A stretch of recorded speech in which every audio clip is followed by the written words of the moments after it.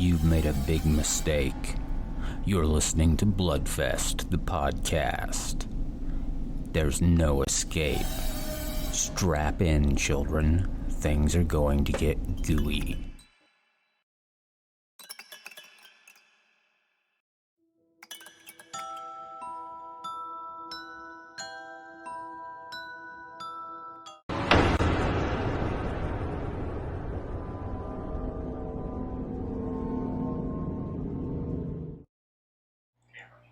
Hello, and welcome back to Bloodfest, the podcast. I'm your host, Nate. You all know me, know what I do for a living. I'm joined tonight, as always, by Casey. Say hi to everybody, Casey. Hey, everybody. And also, I'm joined tonight, live via satellite, by Josh. Hey, Josh, how's it going? Hey, fantastic. For those of you wondering where Joey is tonight, it turns out that despite what that guy in the alley told us, it's not technically legal to open a brothel in Missouri. So we hope to have some bail money raised and have Joey back with us next week. We are also joined tonight by our first ever guest. We've got Jason Stein, who is the host of Dads From the Crypt, a podcast that reviews episodes of the classic HBO series Tales from the Crypt and hands out dubious parenting advice. How are you tonight, Jason? Great. Thanks for having me, and I'm honored to be your first guest. Well, thank you so much for coming on. Honestly, I've been listening to the show for a while now, and I am a big fan. Thank you. I was excited to see that someone's actually doing a podcast about Tales from the Crypt because it was kind of a formative show for me. It was. I was in junior high, I think, when it first came on the air, and it was a big deal to watch it every week. It was just a huge thing and exciting, and opened my eyes to a lot of horror comedy that I wasn't aware of as a genre prior to then. Right. I think there's definitely a generational thing happening with it, where there was the people who watched it when it was on, who were like adults and like, okay, that was cool. But then I think there was the kid, you and me, and all the other people who were like in junior high, that younger age, they were watching it, and we knew it was very forbidden, very risque, very out there for what we should be watching. But it's such little doses that you could watch it without your parents noticing. Yeah. Well, and it was great because a lot of times they play it back to back with Dream On, which I don't think anybody remembers Dream On now. But that was a show with a lot of boobies, which was a big deal to me at the time. So. So I was honestly curious. So Tales from the Crypt was a great show, but it's been off the air for 25 years, maybe more. Oh God, yeah, I think 97. Yeah. So what led you to decide that you were going to do a show about Tales from the Crypt? Why would I choose to do a show, a podcast about a show that hasn't been culturally relevant in 30 years? Yeah. It was really a pandemic thing. Okay. I hate. To go there, it was one of those things where it's like, you got some extra time on your hands and you're looking for something, to keep your synapses going. And I had just turned 40. And it's one of those things like, you hit 40 and you're like, well, what do I do now? And at the time, I had joined a horror trivia group. And that's one of the things that helped me keep my sanity through pandemic. And I made a bunch of friends through there. And, I toyed with the idea of, I've always wanted to do something reviewing or whatnot. And I've toyed with a bunch of ideas and I never could get something that really stuck. But I think the barrier for podcasting has become so low, not in a good way, where, the mics are relatively inexpensive. The platforms are easy. The software is easy. So, yeah. So I basically, talked to some people from a trivia group and they're like, I made a PowerPoint. That's the type of person I am. I made a PowerPoint that basically, started off with like Tales from the Crypt podcast, and they're like, "You had us there," but I went through I had a whole presentation mapped out, and I totally lucked into some great guys, who we each compliment each other in different ways. It's like one guy, he does whatchamacallit, graphic design, so he can do like all kinds of cool covers and stuff for us, really on the fly. Another guy, is very technical, and he just is happy to do all the editing. So thank goodness. I don't like to listen to myself talk. I know some people do. I can't stand it. So I'm happy to record and never have to listen to it again. Yeah. I think we're all like that. So he doesn't mind doing the editing. So I just do all the forward facing, the scheduling, the organizational stuff.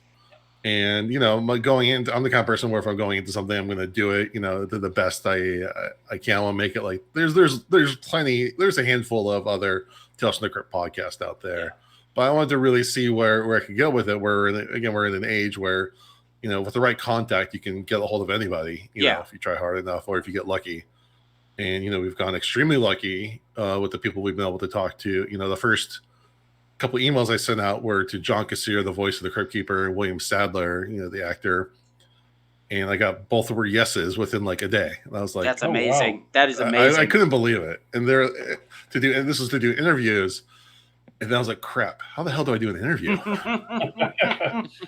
So I just started doing research and everything, and the first interview was with John Kassir, and I was like, freaking out about it, and I came up with 40 questions, something ridiculous. And if you've ever listened to him talk, he is a performer. He used to do stand-up. He's used to kind of do stand-up comedy, improv kind of stuff. So, but he's such a performer. He's just perpetual motion, where he just can talk and talk and talk and talk, and it's great.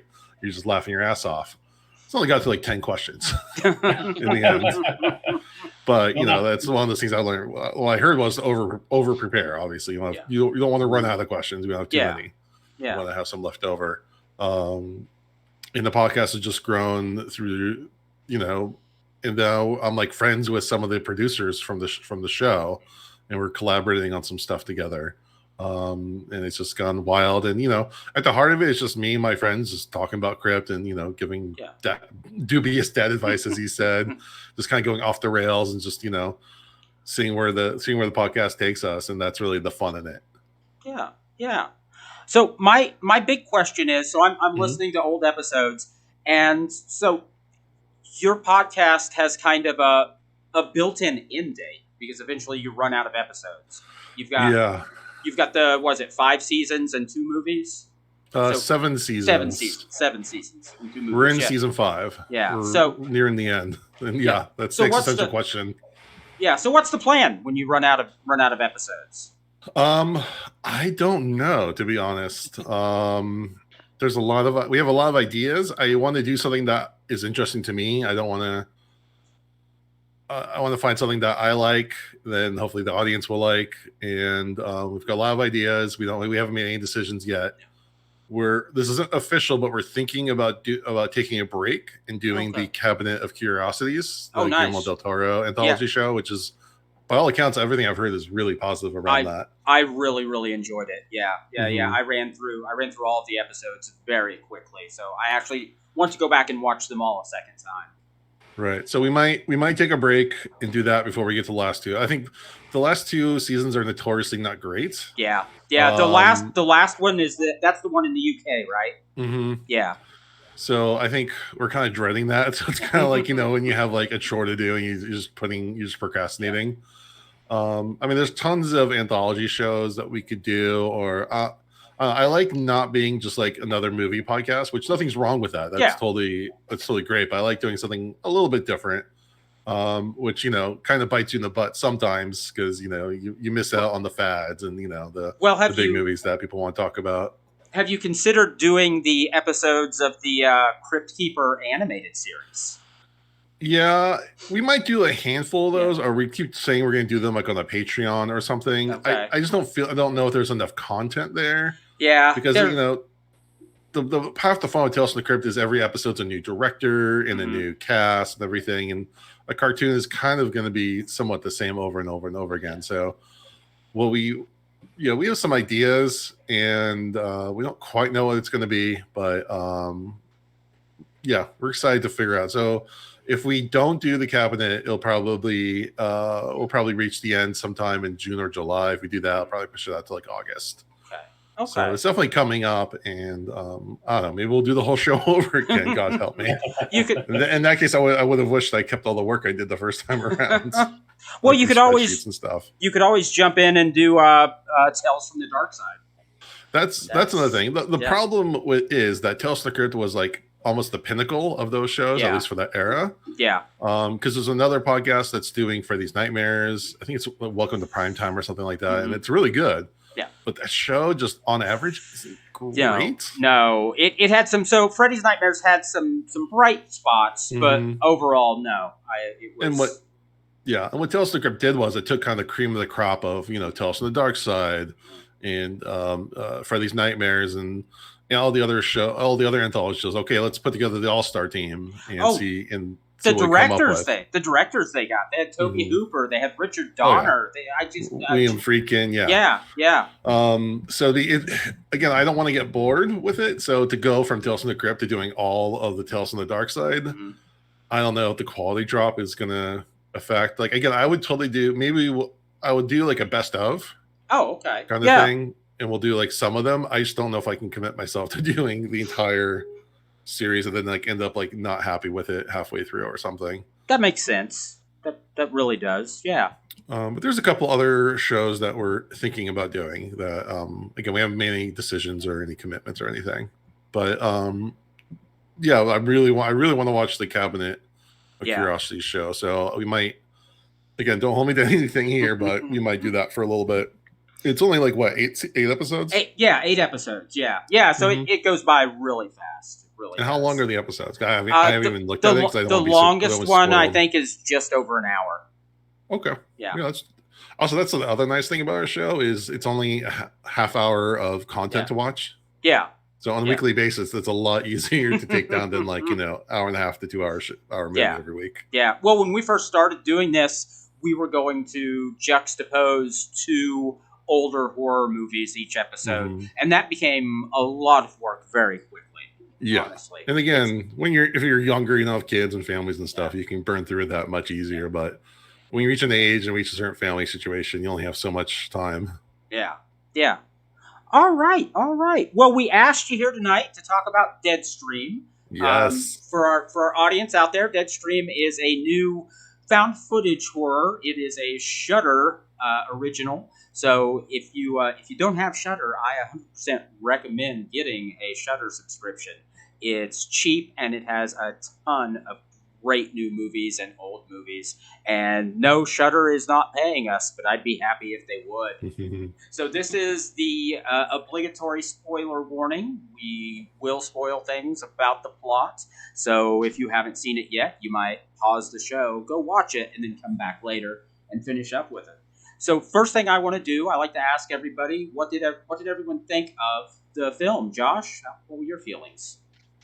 Mine's kind of a two-parter because I was kind of dragging at the beginning of it, and then I was like, okay, I mean, we've seen this kind of thing before. I'm not really a huge paranormal guy. Like the paranormal, what's that? Not the Ghost Adventures or whatever. I don't really care about that. Paranormal Activity, yeah, I can sleep through that. So I didn't really care, but we get about a little bit into it, and with the introduction of Chrissy, it just ramped up and started getting so much better. So I mean, I ended up really liking it at the end, but it was just dragging for me at the beginning. Yeah, that's when Chrissy comes in. Because the main character you hate. Yeah. He's absolutely terrible. He's absolutely terrible. I'm glad that he was canceled. Casey, what did you think? I liked it. I'm not a big found footage fan. I do like some of it, like the Blair Witch and the Paranormal Activities. I hated the main character, but like Josh said, he was very annoying. I think he was supposed to be, though. He's kind of like, some of those other big YouTubers. I'm not going to name here. He might be annoying. But the beginning was pretty frustrating just because I hated hearing the dude. And but then once the demons come out, it started getting interesting. So yeah, overall, I really enjoyed it. Joey, what are you looking for? I thought it was wonderful. Oh, what? Okay, so you're actually so you liked this one. Did you watch it? No. Jesus, stop that. Okay, so let's ask our guest what were your feelings about Deadstream? I loved it. I had so much fun with this. Obviously, you're supposed to hate the main guy, but I think they did it so over the top. Like it was almost Sacha Baron Cohen, like over the top, like parody. where like he was just such a buffoon. And I listened to an interview with Sacha Baron Cohen once. He talked about like the history of the word the buffoon, and like has this whole like thing of theatricals about taking something and taking it a parody to like as far as you can possibly stretch it. And that's kind of what I feel like they're doing here. And the fact that they got kind of an older guy, he wasn't like some like if they had a 20-year-old running around doing this, some guy in his 20s, I would have been like, ugh. But something about an older guy trying to like recapture whatever fame he had before he got canceled or whatever happens was kind of really amusing to me.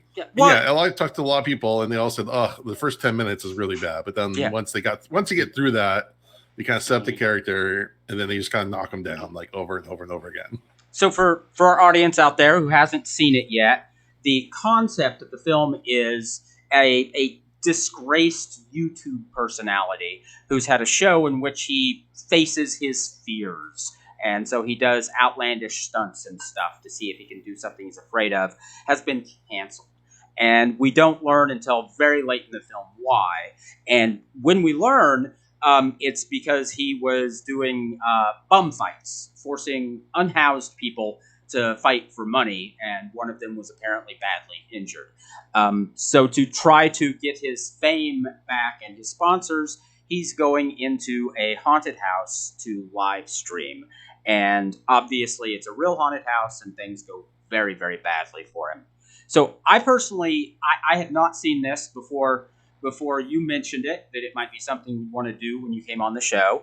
And when I watched it, it was very exciting because I immediately thought there's a Tales from the Crypt tie-in here. Because it's very much like the television terror episode with Morton Downey Jr. as something Rivers. I don't remember. Yeah, I don't remember the name, but yeah, it was like the newscaster was kind of an asshole. Or he was an actual asshole. Yeah. He's a terrible, terrible dick, and he's gonna broadcast live from a haunted house, and the ghosts end up getting him. So I got a big kick out of that, and I was wondering if you had thought of that connection when you brought up the film. Not consciously, but I'm a big sucker for well done found footage movies. I think it's a medium that can constantly be inventive when people put the effort into it. I mean, that's the double-edged sword. Anyone can do it, and they can be terrible. Again, it's a low barrier thing, but if someone's imaginative, like that's what I love about this movie is that like they show them setting up cameras to get different angles, and they show them like setting up the music. So like it has this produced quality to it that makes it that in most like if that's kind of stuff happened in another found footage movie just by happenstance, like what's this bullshit? But now here it's happening like organically within the film, and then they kind of play it for laughs. I got the biggest kick out of little touches, like when we find out that Chrissy is actually the ghost, and he straps a camera on her so he can keep track of where she is. But he's put a hatchet in her head, so you're seeing from her point of view with the hatchet sticking out. Oh, that's great. Frame. Oh, I laughed and laughed. I thought I was going to pee my pants. Yeah, and also Christy was the MVP. Like, she was really funny because you're like, where did this person come from? How's this person here? She's obviously going to be a ghost or something. And she just totally goes full Evil Dead 2 on him. Yeah, it's awesome when she just bites him all of a sudden. Yeah, I absolutely love that. And so this film is written and directed by Joseph and I can't remember the wife's name, Vanessa Winter. They've done other stuff. They did one of the parts in VHS 99. I don't know. Have you seen it? Yes. Okay. Yeah. Because it's very similar in ways. Yeah. It's like a good test for this. Yeah. And then Joseph Winter plays the main character in it. I'm terrible with character names. I never remember anybody. What was his name? I wrote it down.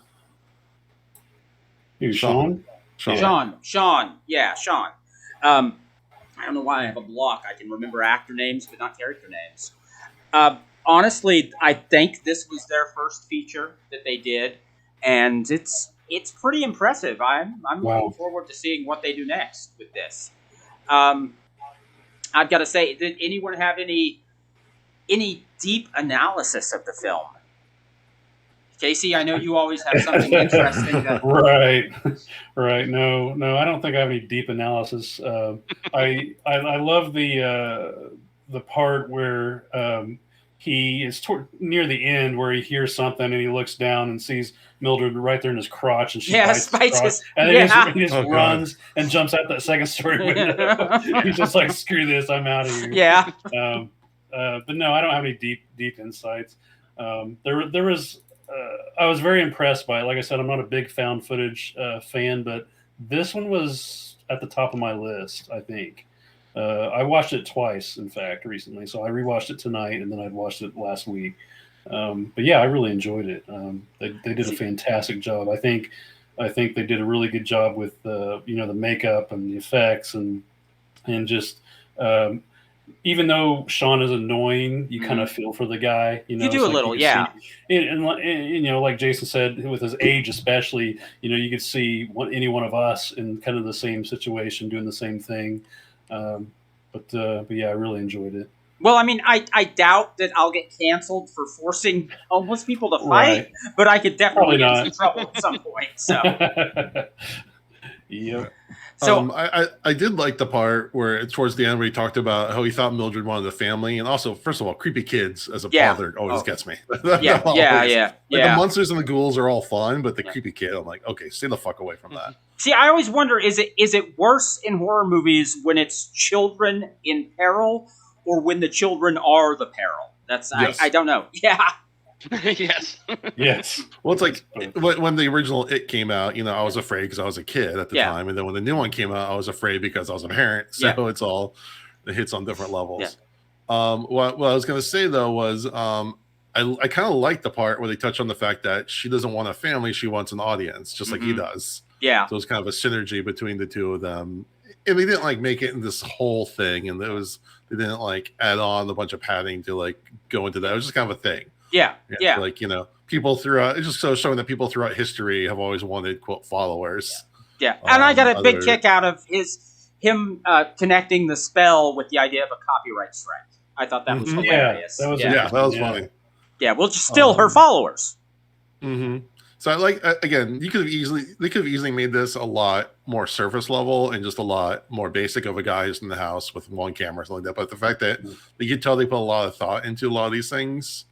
And the different rooms, the different ghosts, and he always thinks this is his one safe room, and then he fucks up the whatever you call it, the hand thing. The Hansa. Yeah, the Hansa. Yeah. Which is actually a very that's a Jewish tradition. I don't know, other cultures might have it too, but it's very big in Judaism to have that. So that's why I was laughing when he started messing with that. Well, when I saw it, I didn't know, but I've seen enough horror movies. I'm like, oh, that's going to be a thing, and he should not be messing with that. So, yeah. Right. And I knew shit was going to go south when he first got to the manor and he threw the spark plugs in the wall. Yes. Yeah. It's like you knew that was going to come back and bite him. Yeah, I was like, what's he going to do the next day? Yeah. Right. Is he calling an Uber? What the? Yeah, you just knew that once the spark plug was gone, he was screwed. And that's, if anything, that he reminded me kind of like Cher from Clueless, where it's just he's just going through this world and just kind of totally not aware of the situation he's putting himself in, and then just how screwed he's getting. And that's kind of the fun in the movie. It's just okay, how bad is this going to go for this guy? And just kind of waiting to see how it all shakes out. Well, and I liked that it went for the darker ending too. Mm-hmm. He defeated Mildred, but now he's got to deal with the other ghosts. So it was a very evil. I would say this movie is like Blair Witch plus Evil Dead. Oh yeah. And then, did you see the movie Spree? I think it's on Shudder. Yes, that's excellent. Yes, I don't think I've seen that one. It's basically as similar as in it's an influencer who's filming himself going on a killing rampage. Is there with the guy from Stranger Things? Yeah. Okay. Yes. Steve. With Steve, yeah. Okay. Yes, I have seen that. Yes, so it's kind of an interesting mix of all those movies and in a well done manner. Yeah. Well, see, I always feel with found footage, the line is if they made found footage because it was cheap, or if they made found footage because the story they wanted to tell had a reason to be found footage. And this one, honestly, doesn't work any other way, or it's not able to work as well any other way. So yeah, I think that's 100% why this comes out the way it does. Mm-hmm. Have you guys seen the dash cam? I have. I want to, but it's on my list. So the girl in that is So Sean was annoying, but Sean was a likable character. Yeah. The main actor in Dash Cam made me quit watching it maybe 20 minutes in. I mean, she was terrible. I finished it, but I did not enjoy it. I took no enjoyment.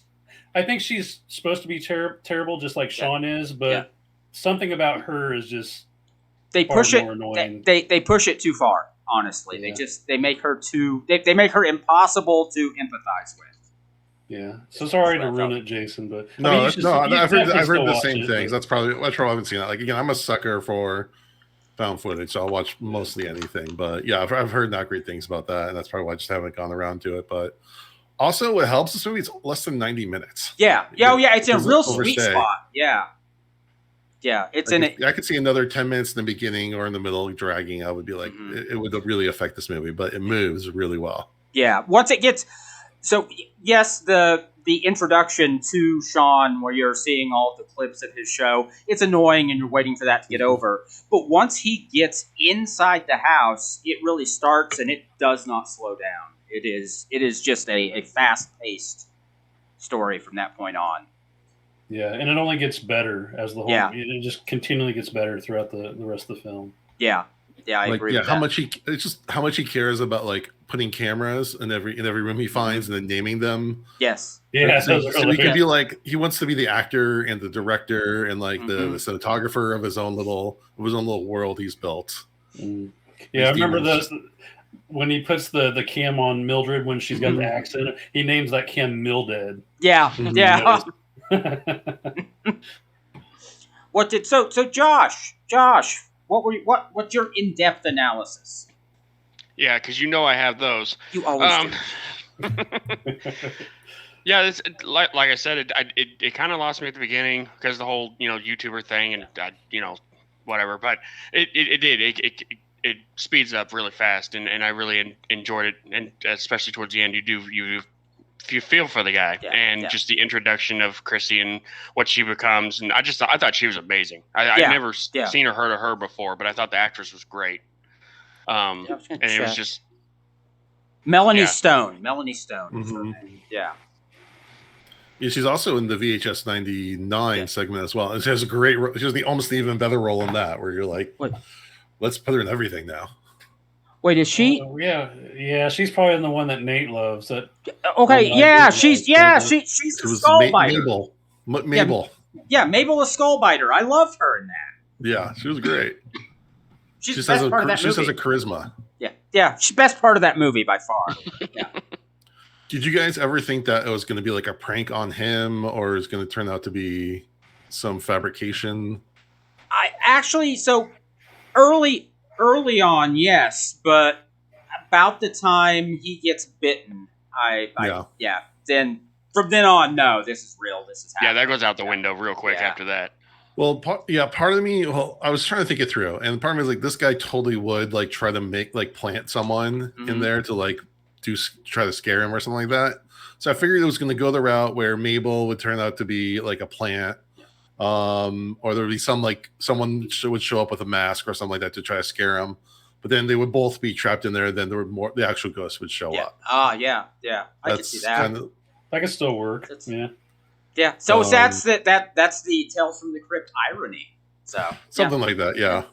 Or like, the person that he wronged that got canceled would show up and like actually be the one fucking with him or something like that. But I'm happy with the route they want. Keep it simple. Yeah. And again, those creature effects, the rubber masks and stuff were so damn good. Like in the tub. Yes. Oh yes. Sequence. Oh yeah. With the popping head, and then when that guy shows up later with the exploded head, that was awesome. Yeah. Yeah. Solid effect work. I'm actually really glad to see more practical effects coming back into horror movies. We're seeing more and more actual physical objects molded by human hands and less CGI, and that's very exciting to me. Well, I think I've talked to Todd Masters, who's done a long line of effects and everything, and he talks about how like CGI totally has a place in effects. It just shouldn't be a crutch. Yeah, the two can work together in a harmonious way to enhance your film. And like, have you guys seen like Psycho Gorman? Yes. Oh, that movie is adorable. Yeah, like we had Stephen Kilkansky on who directed that movie on there, and he's just an effects guy. And again, you can't imagine a CG Psycho Gourmet. Like it's just having it tangible in there and everything just adds so much more to it. It's just more tangible. Yeah, there's a tactile thing. Yeah. Even if it's a bad physical object, it still has the weight of a physical object. It feels like something that's there with you, whereas something that's CGI, you kind of see that it's not real. Right. Yeah. It just seems like completely made up, or at least if it's a bad effect, at least if there's something there. Yeah. Yeah. Exactly. I actually that brings up like movies that are ruined by. So the Wes Craven werewolf movie, Cursed. They made it with practical effects, and then the studio went in and replaced it all with CGI that looks terrible. They did the same thing with The Thing prequel. The Thing, yeah. And I really wish that we would someday get a cut of that with the original practical effects, because I bet they were really good, honestly. Yeah, it sucks when the studio doesn't have the faith in the creators to pull it off, but it's their money, so yeah, that's true. Once in a while, I guess the studios make a right decision now. So, but then again, that's what's so great about Shudder, because you get so many like low budget, creator driven, content that you just like did you guys see Glorious? Yes. That was actually a ton of fun, and it was not at all what I was expecting going into it. You weren't expecting a glory hole cosmic horror. I wasn't J.K. sure. Simmons. I really wasn't. So I got that it was going to be Lovecraftian glory hole, but I wasn't expecting that the Lovecraftian cosmic horror was trying to save the world. That was a big surprise for me. So yeah, that was great. Yeah, and what's so funny is that I was listening to a podcast. I think the Zombie Girls had the director Rebecca McKendry on, and when they were the producers on the movie were like, okay, so where's going to be the blood? Where's going to be the semen? This is a glory hole, right? Yeah. And she's like, oh, we can't have that in our glory hole movie. It's gotta be a mental thing. It's kind of like the show where it would be too explicit, and we need to have people imagining how terrible this glory hole is. Well, I'm gonna have to give that one another shot, because I think I started watching that one, but I was tired and fell asleep. So I only watched that's another one. Yeah, that's another one where the main character isn't great. No, especially once you get to the end, he's really not great. But the movie kind of twists your arm to sympathize with him. Yeah. Well, it takes long enough to reveal what a monster he is that you're already kind of you're with him, you're worried for him, and then you find out that he's a terrible, terrible person. And I don't know whether it's like a COVID thing where they had to have small crews in all these movies and small cast that just seems more focused in a way. Could just be a sign of the times that we're all more used to being isolated, and we accept a movie with a smaller cast, a smaller scope. Yeah. Well, see, and I like small movies. Getting out of the world of horror. One of my favorite movies when I was a kid was Sleuth with Michael Caine and Laurence Olivier. I almost broke down. And it's just two people. The entire film is just two people, but it's just a ton of fun because it's constantly inventive. But then Josh hates movies that have fewer than 100 people. Yeah. Going back to Deadstream, there was one thing I didn't understand, even after the second viewing, is why did Mildred keep sticking her finger up his nose? There's a lot of finger stuff in this movie. Yeah. That was very weird. I didn't understand that. Well, he points it out. The second time she does it, he says, "Why?" Right. It was so ooh when he pulled the chunk of fingernail out of his nose. Yeah, that made my skin crawl a bit. I just talked up like Evil Dead, using this, like just throwing everything at the wall. But that was that was weird. All right, so are we all high on this movie? So I'm honestly very very big on this movie. I think it's absolutely great. Probably in any other year, this would probably be in my top 10 horror movies of the year. This year's been insane, so it might not be in the top 10, but it's definitely high up there. So Casey, are you? Yeah. I mean, this is one that if they release a Blu-ray of this, I'll definitely be picking it up. Yeah. I would give it. I usually rate on a 5 scale, so I'd give it a 4 out of 5. Definitely one of the best found footage I've ever seen. Josh? Yeah, for me, I'd say probably 3.5 or a 4 because it definitely changed my opinion through watching it. So now that I've seen it, I can say it's better than it was whenever I started it. But like you said, with the amount of movies that came out this year, it's hard to put on a list. But it might still be. I haven't really gone through and made a list for me yet, but it was definitely worth watching. And Jason? Yeah, no, I might have been high and I was high when I on this movie. It's a great Friday night, end of the week. You just want to watch something dumb and just throw it on and have a good time. It's funny because I think I saw Barbarian like a couple days after this, which is another fantastic movie. And, yes, and there's actually a little similar in ways with like the Justin Long character. If you've seen it, yes, we don't want to go to spoilers, but like it has that same kind of energy. Obviously not as good as Barbarian, but like it's getting up there. And yeah, this has been such a stacked year for movies, but I can't think of another found footage I like this. I guess maybe what was that one? The quarantine one with the friends on Zoom. Rick? Or no? Not Rick.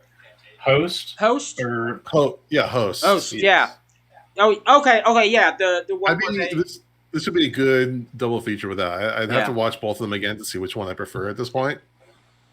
This one's actually a little bit more like balls to the wall with some of the effects and stuff. Yeah.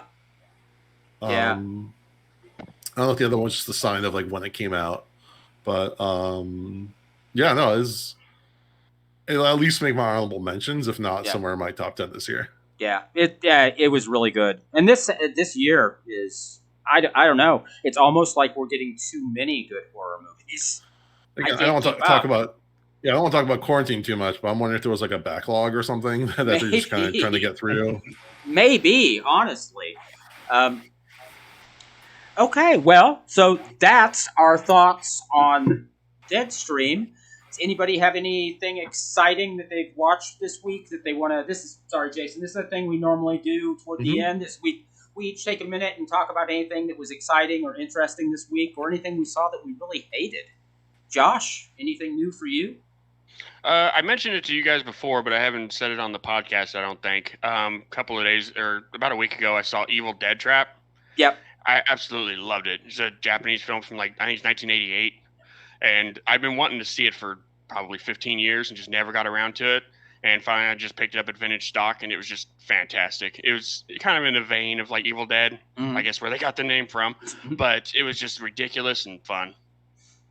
So you got to read it, but there's not really a plot, so you don't have to read it, I guess, if you don't want to. Just watch the visuals.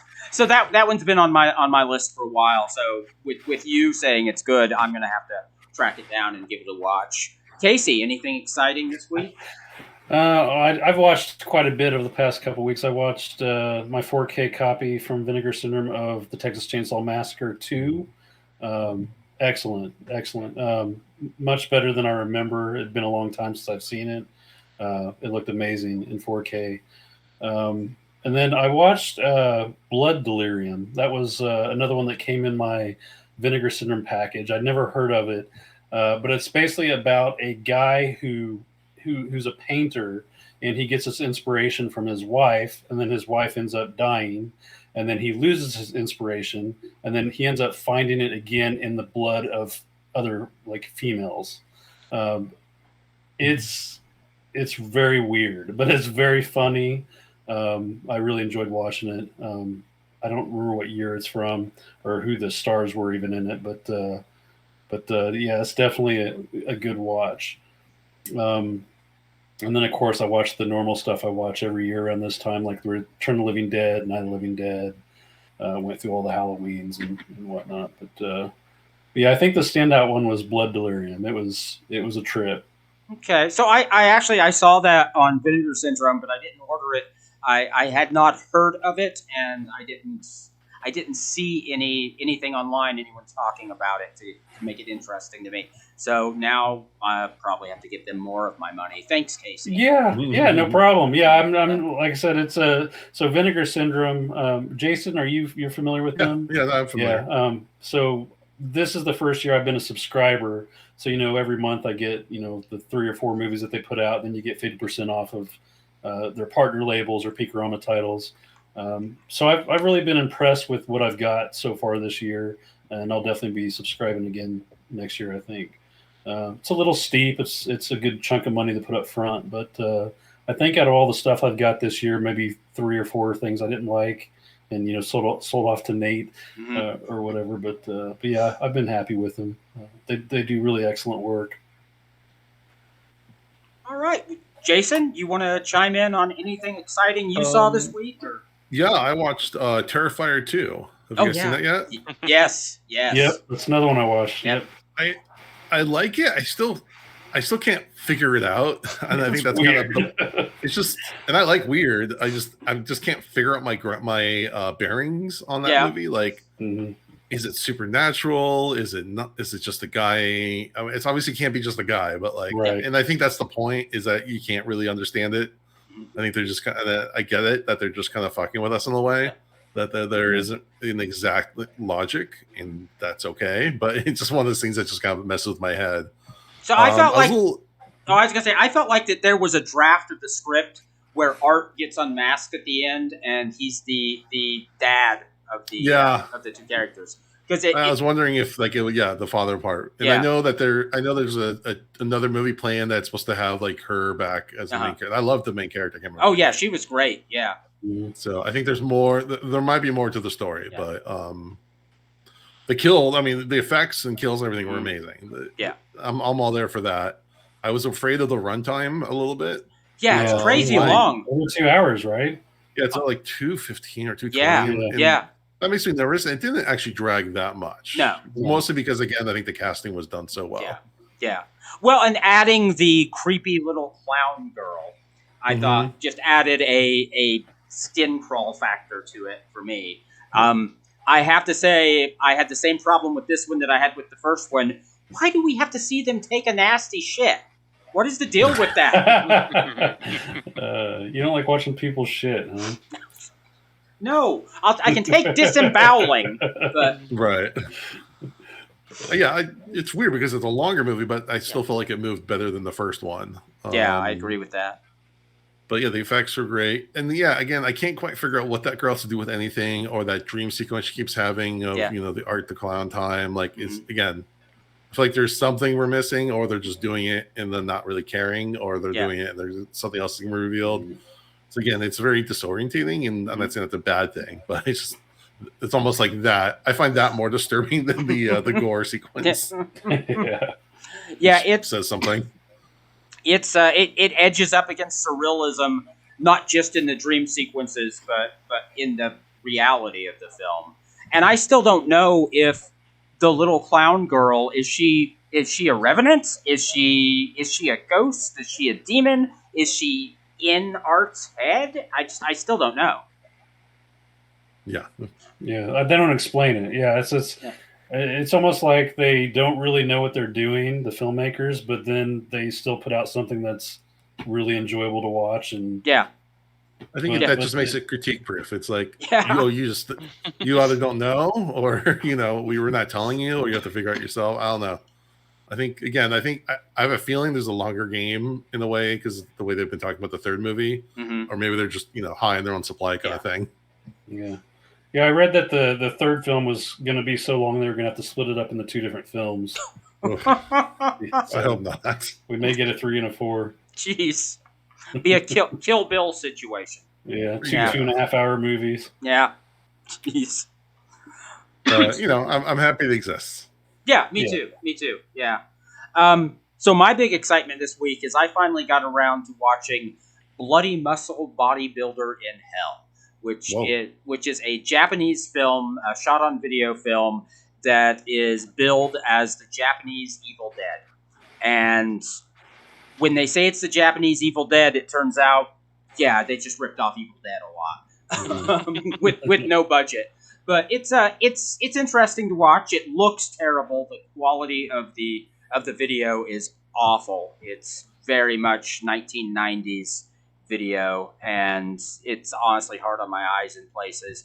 But it's something that I'm glad I saw once. I'm not sure that I'm glad that I bought the Blu-ray of it, but I'm glad that I saw it once. Yeah, hopefully it didn't cost you too much. Have you guys seen House or Hausa? No, that actually has been on my list for a while. One that I want to see. Yeah, that movie is a trip. If you want to see, and I don't know exactly I can't remember what country it's from, but if you want to see what a more Asian, this is actually the predates Evil Dead, if like an Asian Evil Dead type of movie would be. This definitely like a piano gets animated and eats someone. It's that kind of movie. I've seen the trailer. It looks pretty out there, and I can't remember if it's Arrow Video or was it Criterion that put that out. One of the two. I think Arrow has it. I think it was Arrow. I think I've seen it on. And the genesis was like the director was talking to his daughter who was like I think 8 or 9 or something like that, and just had her tell him like all of her fears and her dreams and stuff, and he used that as a template for all these crazy ass scenes, and somehow he figured out how to do it. Nice. Like, okay. That's crazy. So Josh and I are both big fans of Asian cinema, especially the stranger and more difficult stuff to handle. He introduced me to Takashi Miike years ago. And I still think that Visitor Q is the most what the fuck did I just watch movie in the history of what the fuck did I just watch movies. Yeah, I've watched a couple, like, Ichi and Audition. And some of his non-horror stuff, too, is really good. Oh, was it Assassins? Yeah, and what's Dead or Alive, which is very interesting. Mm-hmm. And he did a few Yakuza things. Gozu is kind of Yakuza and not horror, but surrealism, maybe. Mm-hmm. It's got a scene where a woman gives birth to a full-grown man, right? Which is it's a bit hard to take, but yeah, it's interesting. Josh, what's your favorite weird-ass Japanese movie or Korean movie? Or oh man, I yokai monsters probably. Okay. One of those. I didn't see any of the older ones, but there's one from like 2000 something that was just insane. But it was more family friendly. Yeah. I don't know. I always go back to Audition. Yeah. It's just, of course, that's what a lot of people's favorite is. But I don't know. Put me on the spot here. I got a whole box of them I need to go open back up and look at again because there's a lot of good stuff in there. Yeah, I'm a big Old Boy fan. Oh, I love Old Boy. Oh, I love that movie so much. I hate the remake. I didn't hate it as much, but I didn't hate the remake either. It was definitely there's no point, but if you're gonna do it, might as well just do the original. Yeah. Speaking of woman giving birth to man, did you guys see Men? Yes. Yeah, that's exactly what I thought of when you said that. So I live in Los Angeles, and the big thing here is going to test screenings, where you go, they still on, you get an invite for something. He says, okay, new horror movie coming out, and you just kind of go, and you've never seen trailers, nothing really going in, and that was one of the ones I saw. Oh wow! And that was a really crazy one to see going in, not knowing anything. I think like one of the very first shows had been out, but none of the buzz about that scene. So people were like losing their shit. The theater. So that movie is very good at building an atmosphere of creepiness and dread, and I really felt like it was going somewhere, and then it gets to the Russian nesting doll birthing scene, and I'm like, well, I don't know where it's going now. I don't know what's happening. Well, it was just so surface level, like, oh, do you know men can treat women terribly? Did you know? Yeah. Well, what did I say? Because we talked about it briefly on our show. What I say, it's either that I'm blanking on his name, the director. Alex Garland? Is that it? Yeah, okay. Yeah. And I've liked everything else he's done. But in this movie, it's either that he just suddenly realized men can be really terrible. I wonder if everyone knows about this. I should let them know. and made a movie, or he's telling us that in a way that I'm just not capable of understanding fully.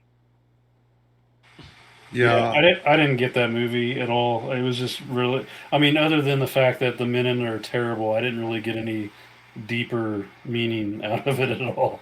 It was just bizarre. Well, and the men are mostly all the same man, so. Right. Yeah, true. Yeah. It was interestingly flawed movie. Yeah. I'll put it that way. Yeah. I honestly, I enjoyed it. I was just left a bit flummoxed. So. Mm-hmm. Okay, guys. Well, does anybody have anything else they want to bring up or talk about before we wrap it up for the week? No, I don't have anything here. All right. Yeah, not really. All right. Well, Jason, I want to thank you for joining us tonight. You want to go ahead and tell our listener where they can find you online? Sure. Again, thanks for having me on. It's always I just love talking about movies, so it's always fun, and especially when I get to choose the movie. But it's great to be here, and appreciate you guys. I listened to your Blair Witch episode. That was real fun too. It took me a little trip down memory road. Yeah. But so we're at Crypt Dads on Twitter if you're still there.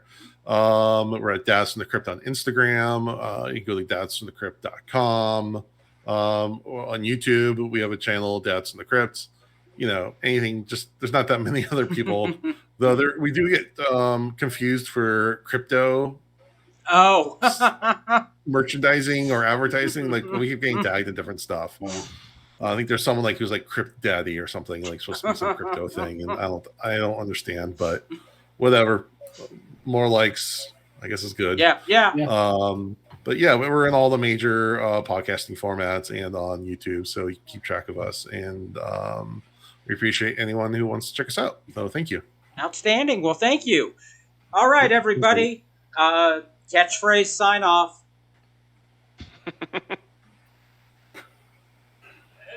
That's it.